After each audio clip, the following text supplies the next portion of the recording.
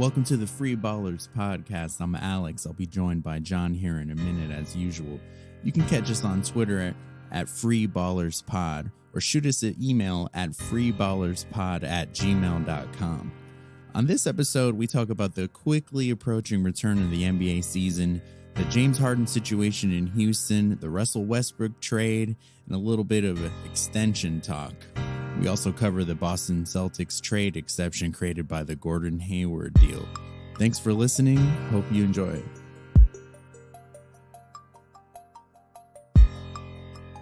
Yeah, I mean, I had the jelly this year and I have no complaints. It was good. Right. Okay. Even though like half of it is literally still in my fridge right now. Like, but and it's, you know, on a quick path to death. It's about to get shit punted into the trash can. Is the goal there? Like Nate Robinson. oh man.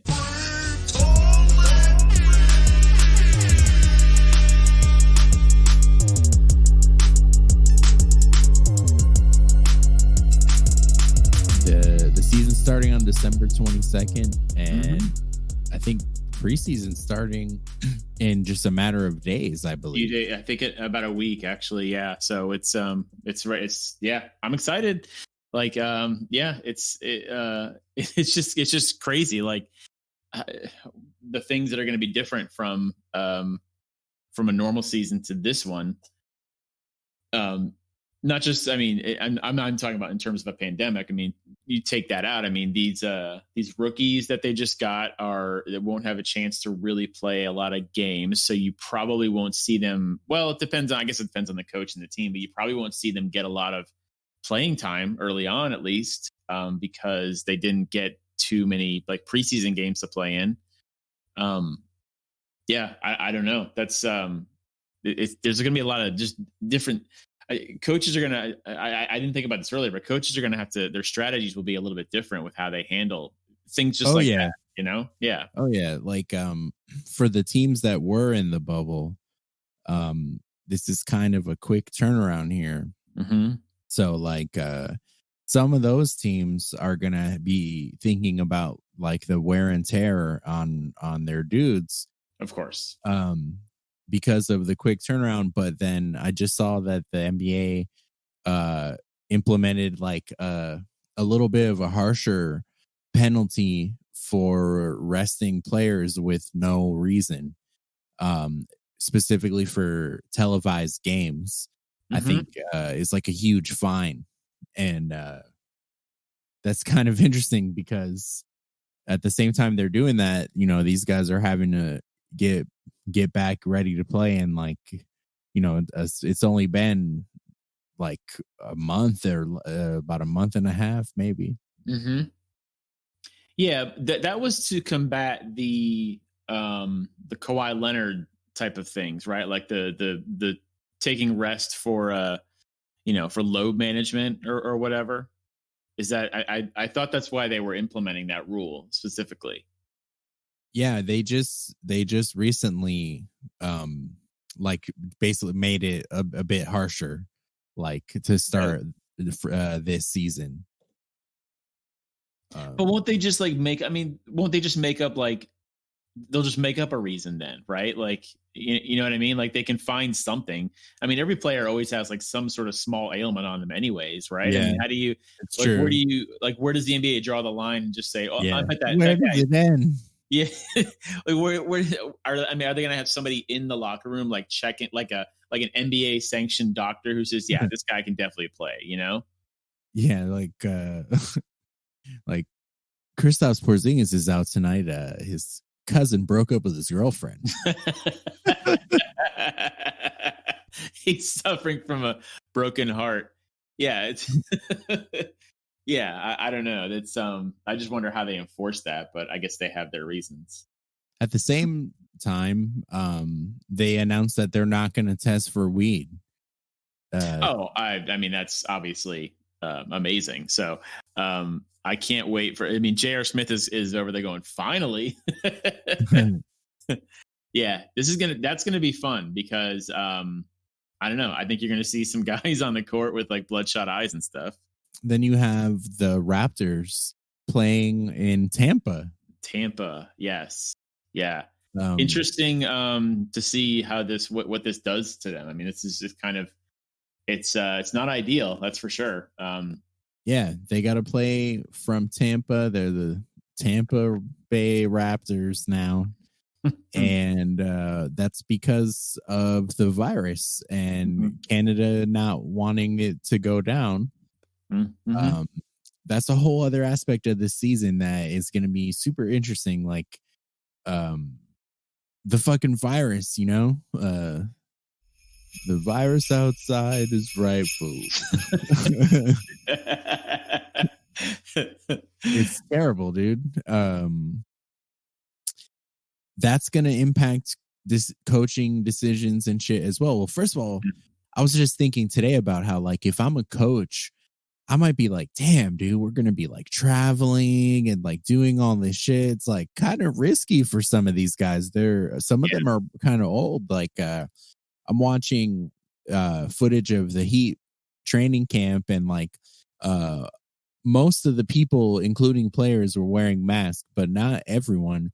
And like Pat Riley and Andy Ellisberg are like sitting down there watching it all go down, and they have masks and shit, but it's like, wow, man, like I would be a little bit wary of that, Yeah, someone like someone like Pat Riley, and that's an old ass man there, right? Like he can't be. I mean, I wouldn't be hanging around some of the younger guys too much. I mean, they, even if they're like as we understand, if they're asymptomatic, they can still be carriers. And then if he gets that, I mean, he's way too old to be getting something like COVID.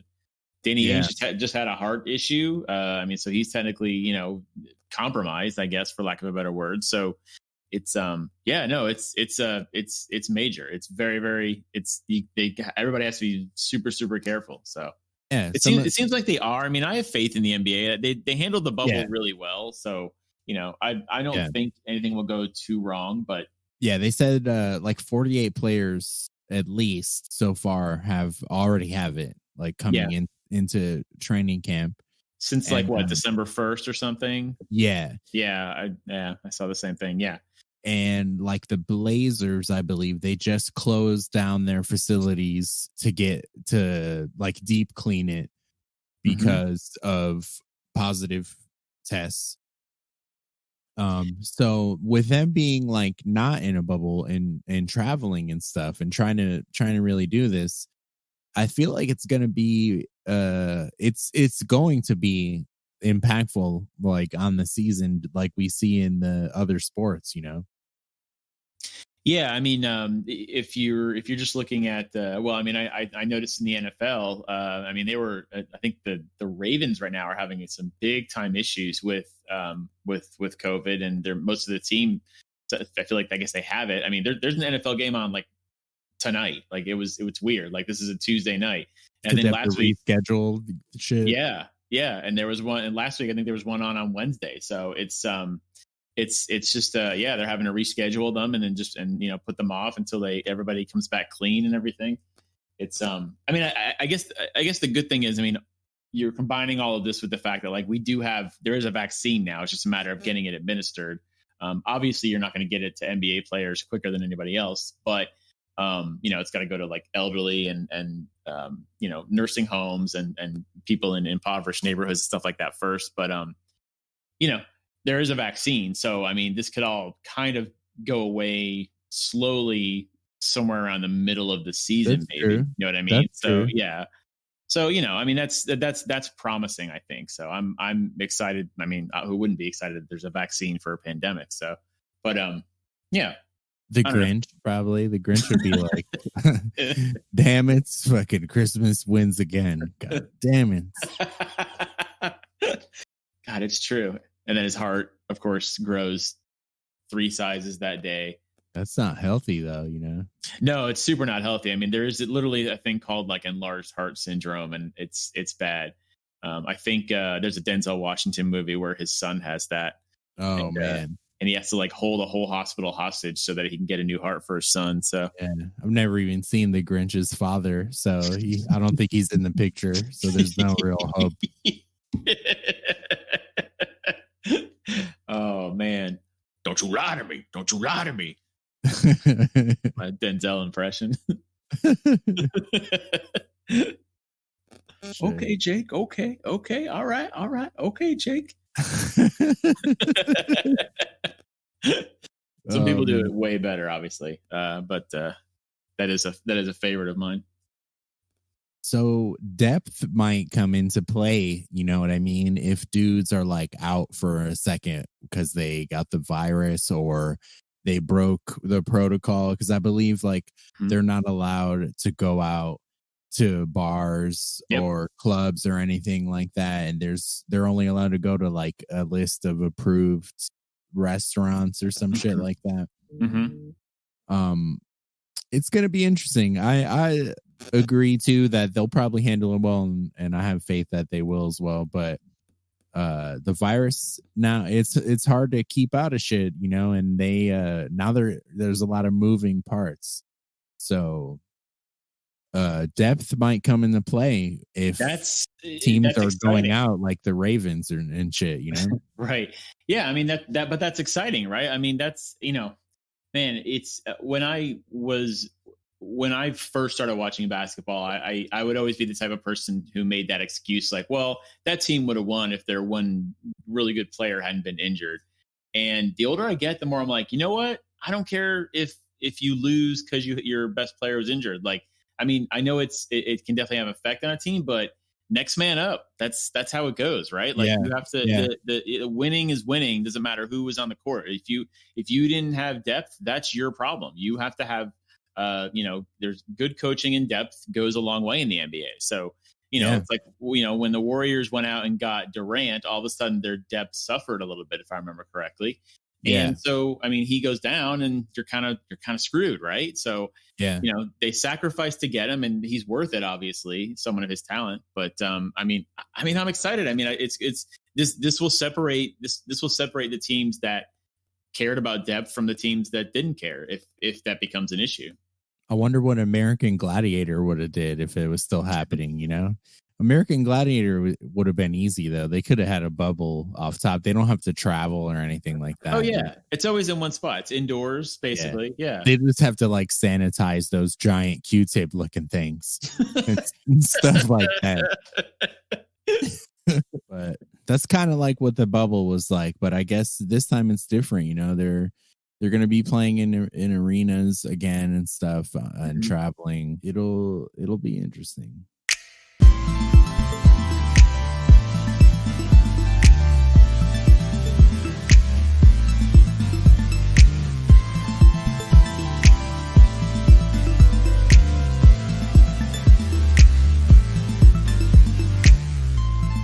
I follow Rowan Nadkarni on Twitter. He has written for Sports Illustrated. There's a lot of cool stuff. Cool guy doing cool things. What's his name? Rohan Nadkarni. Okay.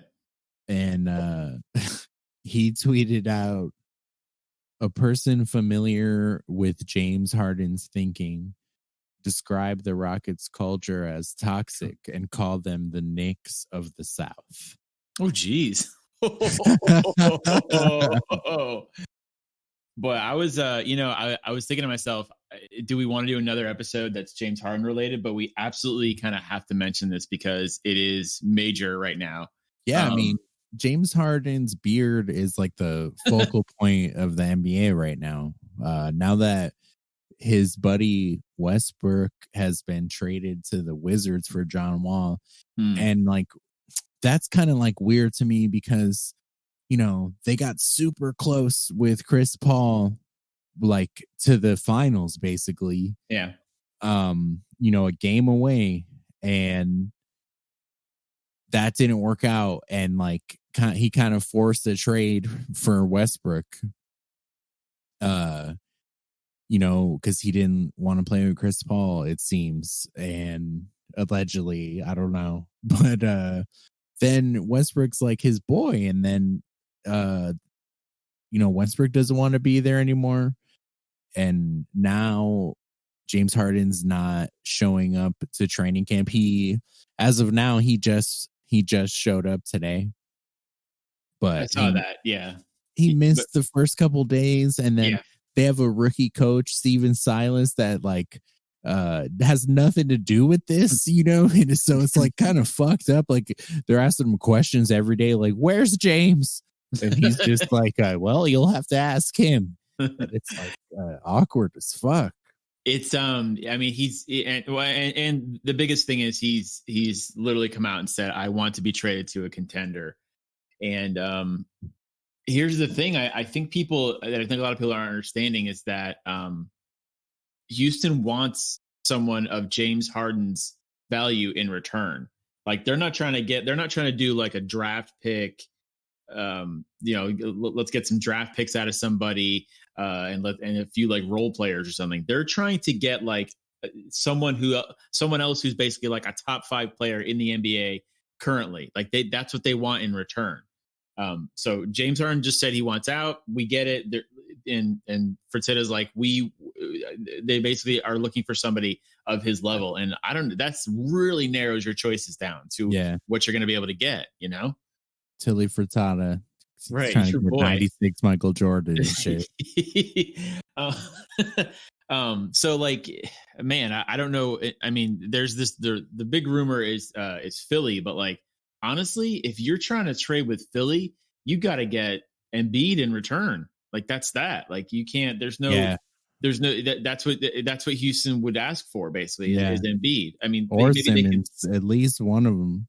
I feel like they could settle for Simmons, but even then, it's like that's what you're gonna get for friggin' James Harden. You think that's all it takes? You think that's all it takes? You think that's all it takes? That's really? You think that's all? That's how you think that's all it takes moment right there. Like you think that's all it takes?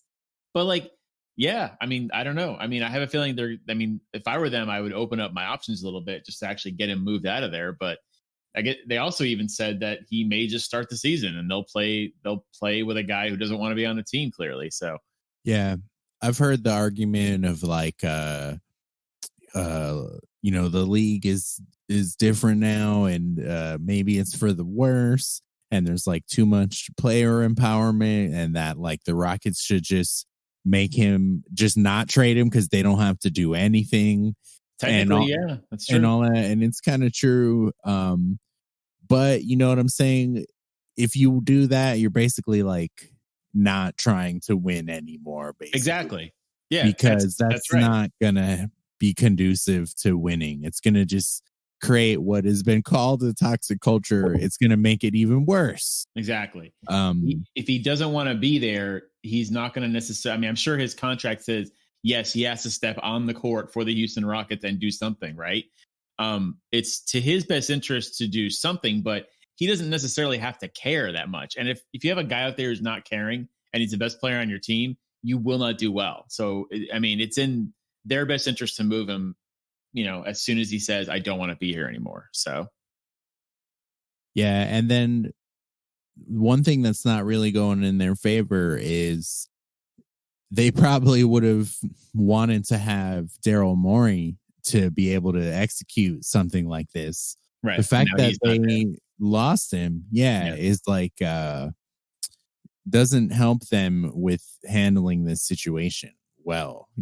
Maybe they still will, but if they're going to engage in some sort of trade, it's almost guaranteed, especially just the simple fact of how good James Harden is. It's almost guaranteed that they're not going to get back an equal return, No, it's tough. I mean, he's in his prime. He's top 5 in the NBA. You have to go. I mean, if we're being honest, if you're trying to get a player of his, ilk, right, back in return, you have to be looking for like Lillard or Antonio Davis, or like I'm trying to figure out who's another top 5 player in their prime in the NBA. Damn, Antonio Davis. Wait, what? Oh shit! In like a parallel universe, like Antonio Davis has got like 7 rings in a row. That's in the Mexican NBA. Yeah, yeah. Oh man, that's that's old. I mean, Anthony. Why did I say Antonio? That was dumb as hell. Anthony Davis is what I meant to say, of course. But yeah, Anthony Davis. I don't know, Dame. I mean, it's tough to figure out what do you know if you're Jimmy. really Jimmy. Sure, okay, yeah. Oh man, I appreciate that his stock went up, but people can chill just a little bit with his like skill level, I think. Oh man, damn, you're still a doubter, I see. Still a little salty also, but that's true. The wounds are fresh. It's still they're too fresh. We didn't get to have like a full off season of like to let them heal, but yeah. That's kind of good though, you know. That's fine. Yeah. You know, whenever there's a bad loss, I always like when there's a bad loss, but it's like the first night of a back-to-back, because even though being on the second night of a back-to-back is not working in your favor, it's still like you get an immediate chance to be like, nah, like to just erase that memory, you know? Yeah, it's like when you're playing pickup and you say run it back. Yeah. Yeah. So in that sense, you know, that's a cool element of this season. And then we got the rookies on board. But yeah, I mean, Jimmy is like top 5 most locked in players in the league. I'll say that if that works for you. Yeah, he's locked the fuck in. But man, this is all sort of awkward for John Wall. You know? Yes. I'm glad you brought him up because well, I mean that's a good segue. So I mean he's now with Houston. He hasn't played since I believe 2018, somewhere in there. Yeah, man, that was like a different world. My life was so different. The last time I remember watching him, I was at a restaurant, like outdoor patio, and I was watching him jump up on the scoreboard after hitting a huge shot in the playoffs. Was that against Boston? Was that against Boston? I think that's the one. I think that's the exact same game I'm thinking of. It's the one versus IT. Yeah, versus IT. That's when IT was with them, and so it was. I think it was game 5 or 6. It was in Washington, and I think and Boston was up. They were up pretty far, but like they inbounded the ball to the Wizards, and they just kind of threw it up, and it went in, and that tied the game. I think it went to overtime, and that was an amazing game actually. And I was about to say that I think that's the last time I saw John Wall also, and I'm actually very very excited to see him play again. To be very honest. Yeah. I hope he's healthy, because healthy John Wall, he was about to be you know, someone you had to deal with in the playoffs like every year, you know. But yeah, this is all sort of awkward for him. I mean, we had spoken about it before, and you threw it out there as a trade possibility for him for Westbrook straight up, and the shit happened. I think it was like them two straight up plus like a draft pick or something going to the Rockets. Now Westbrook in Washington, that's kind of fun. That's kind of fun to me. It's very fun. Wherever Westbrook goes, it's going to be fun. You know that already, because the dude jumps out of the building. He's a super athlete, and I mean, just put him with Beal and see what happens, right? I mean, what do they have to lose at this point?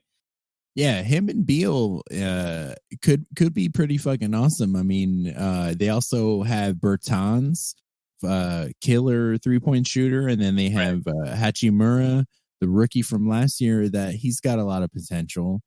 That could be cool. And you know, the Wizards have been kind of irrelevant. I mean, Bradley Beal averaged like 30 points or something, and he didn't even make the All-Star team. It was like no one cared anything about what they were doing. Which I think he was getting the shaft there, to be honest. I think that really sucks. I mean, I understand being on a bad team, but like his numbers were exceptional. I mean, to put it mildly, he should have at least been an All-Star. So you're kind of screwing a guy over when you do that. But now, I mean, it speaks to how good John Wall is that they've basically been, like you said, irrelevant this whole time while he's been out. As good as Bradley Beal is playing, he's kind of not. The Wizards were not a good team if they didn't have John Wall. Yeah, that's true. That is true. But you're not getting. I mean, I know that technically Russell Westbrook is a walking triple double, but does that really vault them into where they want into, like, even into the playoffs? Like, can they even sniff eighth place? I think they'll flirt with the playoffs if him and Bradley Beal gel, because Bradley Beal has the ability to play off the ball. Because of his shooting ability. Sure. And he just has shown that in his play as well. And I think, if you got Westbrook relentlessly attacking the rim and like kicking it out to Bradley Beal, that is pretty strong, as opposed to the opposite situation where you have James Harden, who was going to get, James Harden's going to get, he could get upwards of 10 assists in a game, but like he also is going to just, those assists are going to be like catch and shoot jumpers or quick layups, like, and he's going to hold the ball a lot of the time. He's a ball dominant guard. Yeah. But then I just saw this stat, according to Synergy, John Wall has 9 cuts that they have kept track of over his last 151 games, going all the way back to 2016, 2017. 9 cuts? Like he's cut the basket only 9 times in the past 150 games he's played? Yeah, yes. That's not good. Yeah, that's not good. He has like 0 non-screen cuts. Jesus. Yeah, so he does not, so which says that he does not move well without the basketball, or he chooses not to move without the basketball. Yeah. I don't know if that's him. I mean, he's been in Washington for his whole career, and I want to say that Scott Brooks has been his coach most of that time. I'm gonna look that up. Yeah, that's true. Now he's back with him in Houston. Oh wait, you're still talking about John Wall? I'm sorry. I was talking about John Wall. Yeah. So he's with So Scott Brooks been his coach the whole time? No, he hasn't. Because Scott Brooks for a while was in OKC. Yeah. John Wall's had a few different coaches, I feel. And did you know he's actually Jonathan Hildred Wall Jr.? Wow, he should just go by his full name all the time. Yeah, he spells it almost like me, but yeah, he's got the extra H in there. But he's Jonathan Hildred Wall Jr. Jonathan Hildred Wall Jr. with the slam. Who's the one announcer that like says a guy's like full name? Oh, it's Breen. Mike Breen does that. Mike Breen does that. He says like full first and last names when he says people's, like, announces them basically. He's like one of the few that does that, as a matter of fact, which I didn't realize until just recently. But John Wall, 30, coming off this injury, I mean, should be fresh. I don't know what he's been doing this whole time. I assume getting ready to be back. But I'm excited to see him. I mean, no matter what. Same. And, if Harden forces his way out of town and John Wall's left with the pieces that are there, if he still manages to be his old self, after that, like Achilles injury, then that could actually be an ideal scenario, because it's like a fresh start, brand new. The organization itself is kind of changing, and he won't have Harden there. And if they do trade Harden, they'll probably get a lot of shit in return, ideally. That's what I was going to say. Like, they're combining Wall with whatever they get back from a Harden trade. So they should get a huge haul, essentially. I mean, if they're, I guess the question is, are the Houston Rockets trying to just stay in win now mode, or are they going to try and retool? The fact that they went out and got John Wall says they're in win now mode, if you ask me. But if they all of a sudden trade Harden for draft picks and trade exceptions and whatever, then it's kind of a waste to even have John Wall there. Like, he's got that giant contract. So yeah, I don't know. That's tough. They also have Boogie and Christian Wood. They did get Boogie. I forgot about that. That could be interesting too. Boogie and John Wall on the same team. Yeah. And you got two guys recovering from injuries. Yeah. Two guys that both have attitude problems as well. Yeah. But they're from the same college. They are. Yeah. And it's something that's been talked about in the past, like teaming them up, and they finally are on the same team. I mean, if they start, they're going to start John Wall. If they start Boogie as well, that's just alley-oops all day. That could be fun. Yeah. I don't know how. If they miss the playoffs, I wouldn't be surprised either. But yeah. But that's what I said about Houston last year too, after they got Russell Westbrook. So I was like, if they missed the playoffs, I wouldn't doubt it. And then they got like 5th. So, man, what a stat that you found though. 150 games, 9 cuts. Yeah. Somebody posted that on Twitter, fella by the name of Jackson Frank. Shout out. Yeah. From the Step Back. Yeah. What I was trying to figure out is who was coaching him this whole time? Is that a product of Scott Brooks coaching? Is that, who, maybe that's just how John Wall is and he just doesn't cut? In today's NBA, I feel like if you're trying to win, like, everybody has to be cutting at some point and, doing screen and rolls. And it's not a good stat. So, look at this though. Houston gets Dwight Howard. He leaves. He was the problem. They get Chris Paul. He leaves. He was the problem. They get Russell Westbrook. He leaves. He was the problem. At some point, is it James Harden, or is it the culture, or what is the, coaches have come and gone as well. It's, man, I don't know. Any team would want James Harden on their team, but it's just who, you can't say no to him, but he has to be coached a certain way. Or he has to change the way he plays a little bit or something. Yeah, I think what we've learned is James Harden is a special player. He's one of the best players of all time. Mm-hmm. Super fucking awesome at playing basketball. But he can't win a championship as the dude. That's just, that it just seems that way. It just hasn't happened. And he's gonna need to be a part of a team, which is spoiler alert, pretty much how it always is. Yeah. And I think that's kind of what's happening. And he's finally reached the point of where trying to keep going at it as the guy and having, not that much help. He's had these guys. He's had Westbrook and Chris Paul and stuff like that. But, I think what he wants to do is go to a team where he doesn't have to be the dude still, because he's been the dude still, even when he had those teammates. Yeah.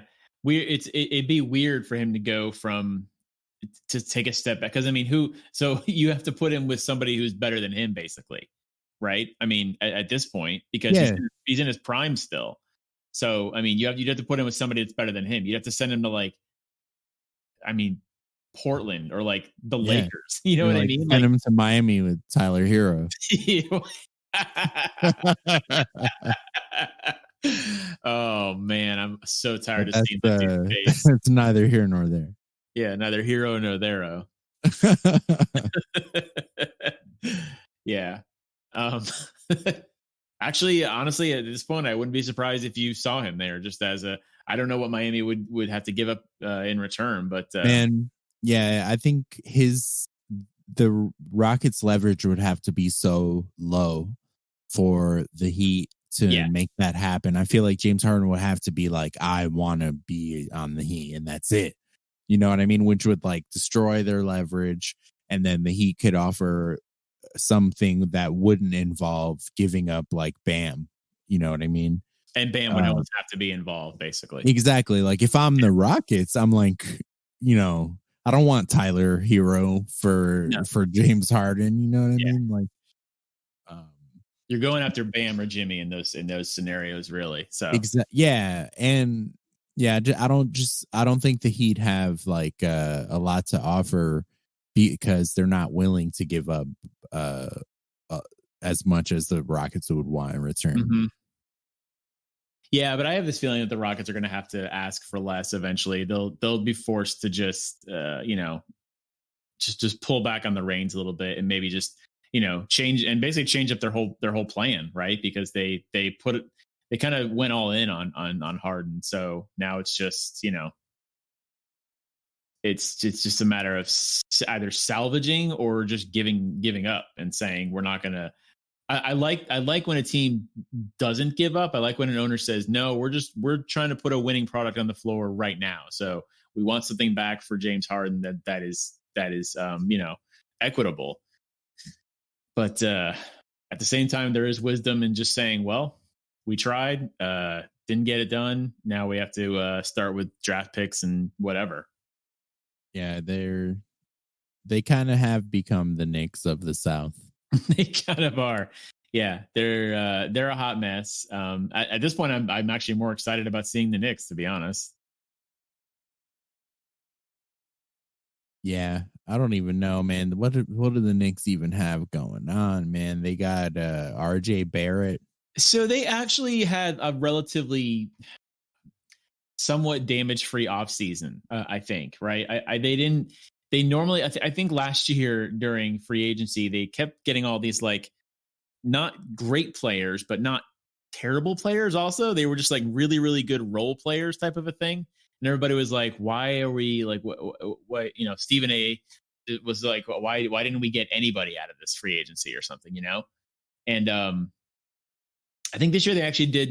They made relatively smart decisions considering it's the Knicks, right? So they kind of have nowhere to go but up. So it's good to see them just make somewhat smart decisions draft wise and free agency wise. So, but still, you're right. What do they have? I don't see them doing much. They got some exciting young guys, but it's still, we're still in this just rebuilding process. It hasn't been much since that one really fucking good Carmelo team. Yeah. That had like Boston. Yeah. Yeah, that team was good. And ever since then, they haven't been much of a threat, but they have a lot of young, talented players. So it'll be interesting to see who like steps up. RJ Barrett is really talented. They have Obi Toppin, that they just drafted. Great draft name. Mitchell Robinson, Dennis Smith Jr., Julius Randle.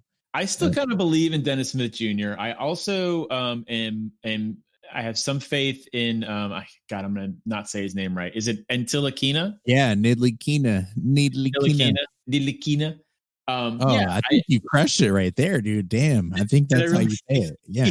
I really crush it. Yeah. I have faith in him as a player. I don't know if he's gonna be what they expected, but I think he can still be a very, very productive member of their team. So yeah, I like him. I do too.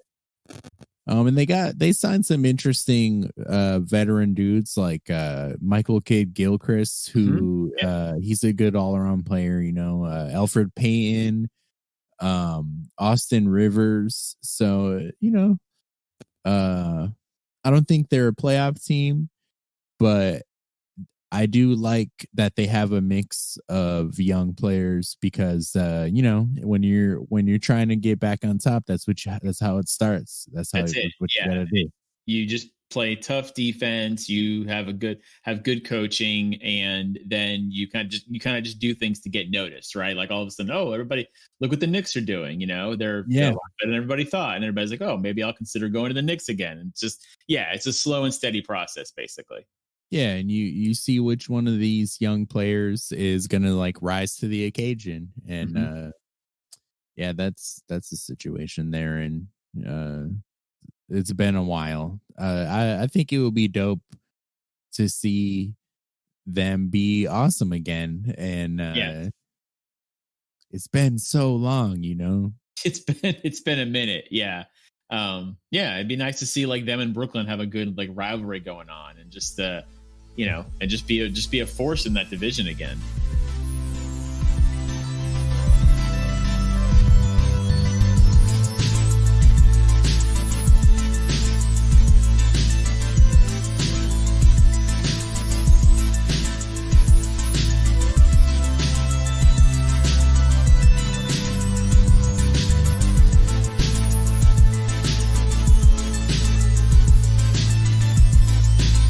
So the Celtics have the largest trade exception ever in history because they moved Gordon Hayward to Charlotte, where he's going to sign a ridiculous deal, at least in my opinion.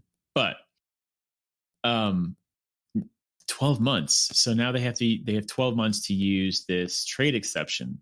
That's what I'm seeing here. And it's large. And so, man, it's a big fat trade piece. Trade exceptions can't be combined, and you can only absorb a player whose salary is equal to or lower than the individual exception. Yeah, that's kind of what I figured. And you can't combine the exception with another player's salary to take on a bigger contract. So I didn't know that. I see. So, okay. Yeah.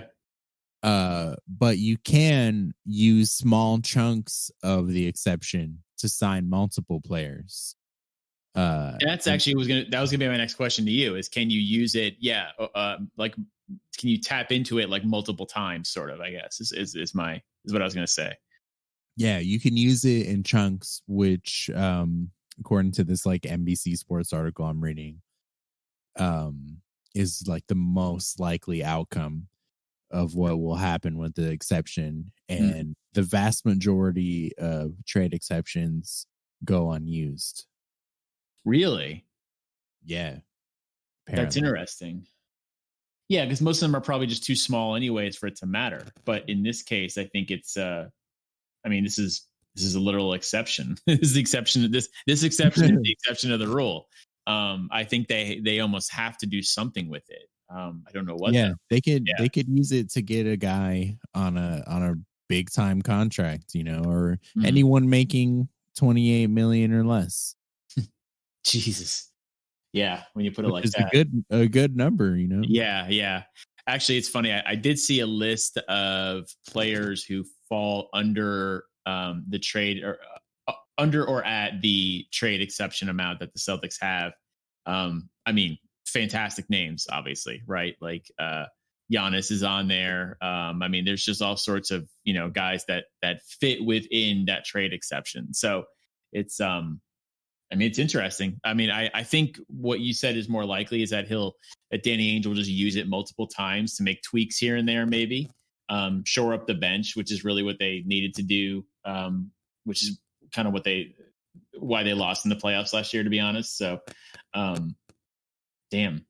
Yeah. So the Warriors had a $17 million trade exception that they used to get Kelly Oubre. Bree. You like Bree? Bree is pretty good. Bree is good. Hey, spread it on a cracker and put a little honey or jam. Oh, I was just doing that recently. Oh, Kelly Oubre. They got him with the trade exception. He had a $14 million salary. They used a $17 million trade exception. So the Celtics could get a dude. Or this two. Article throws out Aaron Gordon. What if Aaron Gordon is just suddenly available? Could be. but the thing is, I mean, where do you? I mean, where do you fit these guys, right? Like, I think what they want to do is shore up their bench, right? Like you have, you're essentially starting, Kemba and Brown, Tatum, Oh, uh, Tice and Thompson. I'm just guessing. I don't really know what they're going to do. Hayward was coming off the bench. Yeah. So, I mean, yeah, it's all what they're looking for, I guess. I mean, I say you got to shore up the bench. I mean, you never know. That's the thing. Like somebody could be injured, somewhere down the line, and it's a major injury. And they're in kind of win now mode, so they have to go out and snag somebody. And that trade exception makes everything a little bit easier. yeah, it's good that they have a year to use it. Yeah, and Danny's a patient guy, as we've seen. He does not make moves willy nilly. So yeah, that's it's a big trade chip though that they have. That was a interesting outcome of the Gordon Hayward situation. Yeah, I mean, obviously, would have liked something in return. I was high on Miles Turner, but then I think Danny wasn't, to be very honest. And I also think he was asking for more from Indiana than they were willing to give up. Yeah, which is what he does. Pacers, all they got out of this was Gordon Hayward's kids going to school in their local area. Right, yeah. Which, like, I was like, okay, he's obviously going to Indiana, he is from there anyway. So, but I guess not. So, does Charlotte look dumb for doing this though? Do you think? I don't know. We'll see. I mean, it's something. They got a guy. That's always good. I remember. I mean, just free agency doesn't always go well. Like, the Mavericks always they've been great for a long time. They're like always good, and the way things are looking, they're only going to continue to be very good. Agreed. Yet they don't always have the best luck in free agency when big time guys have a choice to go somewhere. They've just gotten the short end of the deal sometimes. I remember even with the Celtics, I remember when Al Horford signed, that was like the first dude that just straight up came in free agency, like in a long time. Yeah, it's the first free agent first big name free agent they've had in an extremely long time. Yeah, you're right.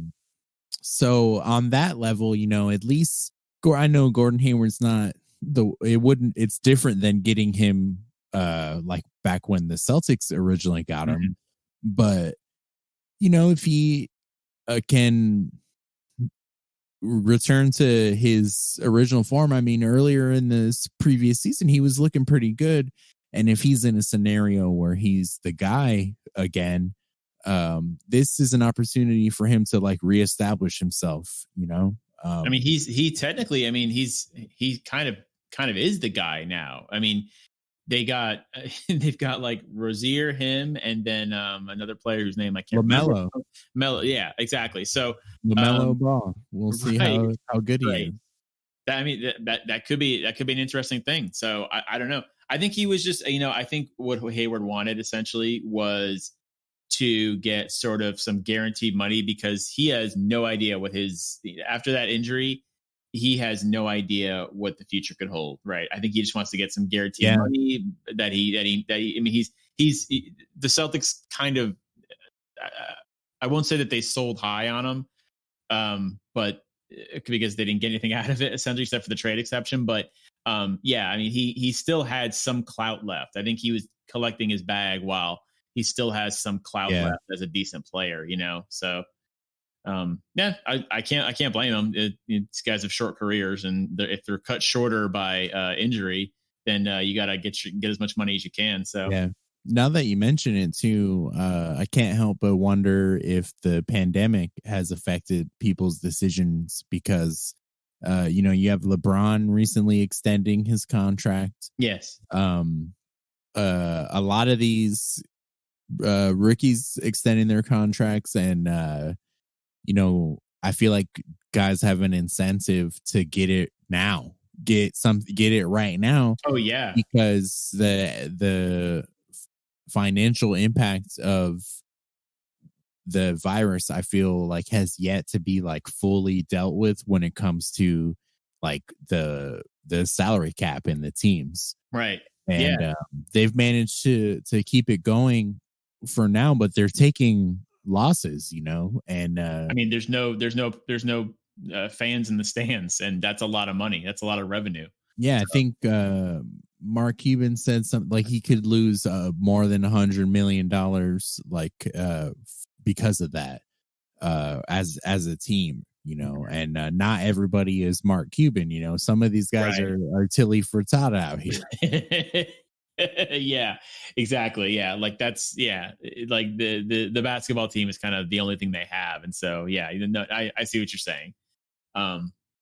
Yeah, no, Um, it's yeah, you're right. I mean, I get it. Like, get as much money as you can while the getting's good. So yeah, because if they the next time they have to like renegotiate the collective bargaining agreement, it's going to be on a whole different playing field, like with the aftermath of this pandemic. So when I see players signing extensions and like Bam Adebayo getting a well-deserved like max extension. yeah, A lot of these guys, Fox, but it's interesting when LeBron does something. Anytime he does anything, you kind of got to take a close look at it, I feel, because he's the guy, and he went ahead and extended, and I know he's in a great situation regardless, so he probably would do that anyways. But it kind of makes sense, because before this, he was signing a series of like little tiny deals. right. Yeah, and now he has to kind of think long term. Yeah, no, I see what you mean. Yeah, Yeah, he was signing short deals, which gave him a lot of leverage, mm-hmm. which was super smart, but also risky, like really banking on himself. But I mean, he's a sure thing. He's LeBron, so he knows Right. that everything will be fine. And he's also getting older, but his extension will have him playing until the year that his son will Yeah, most likely be eligible to play. He would be yeah. just finishing high school. They would have to have changed the rule by then, but it seems like that's in the air anyways. Like that's probably going to happen. So Yeah, his son is good too. So but for the NBA for NBA teams to want to consider him right out of high school, it's still a that's still a little bit of a gamble, right? It's not something. I mean, if a guy is good enough, obviously they're definitely happy with trying to snag him right out of high school. But it's still something you have to like think about, right? Like they haven't played at a super professional level. They haven't seen spotlight yet, So it's man, I guess I'm not maybe I'm not sold on Bronny being on really. Bronny, Yeah, I don't know if I'm sold on him being like worth it to go after him right out of high school. I know he's good. I know he's learning from the right people, obviously, but yeah, he might need a college year on like his dad. something.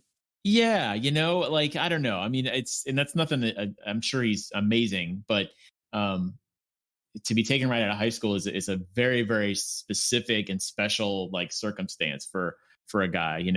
Kobe, Garnett, LeBron. These are guys that were worth it to get plucked right out of high school. And so I mean, maybe a year or two of college wouldn't be too bad for him. I mean, as much as everybody thinks it'd be cool to see his dad and him in the NBA at the same time. I mean, obviously that'd be amazing, but I'm just going to be a wet blanket right now. I don't think he is. I don't think he's there yet. So, but he's still super young. So it's he has a lot of time to develop, but he's obviously going for it, right? Like he's wants to be in the NBA just like his dad. So You're being a wet blanket. It's I am. Tuesday.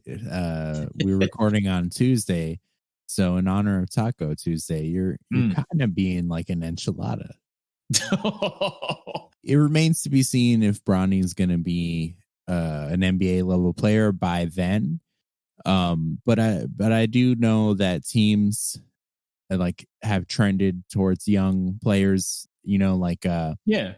Like just with this current draft, there's some guys who, if you've played more than 1 year of college, it's like they're old or whatever. It's like, Yeah. what?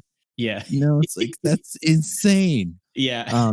But that's kind of how things are trending. So he's got a good chance. LeBron will be 38 years old when his extension expires, and it would be beyond the 2023 season. Mm-hmm. The question is, I guess, if drafting Bronny means that you got 38-year-old LeBron, is it worth it?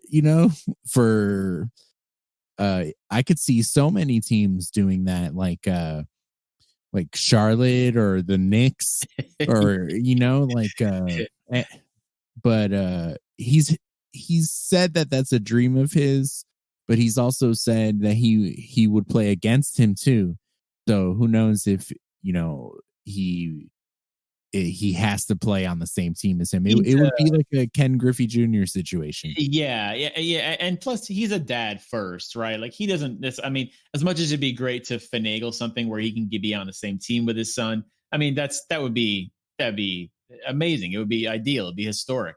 But LeVar Ball would be so jealous. Oh, that's true. Actually, speaking of that, yeah. Side note: there are now officially all three balls triplets. Yeah, well, there's 3 balls in the NBA. Yeah. I kind of wanted to just hear you say that, to be honest. So this is now an all ball family podcast. We're called the 3 Ballers.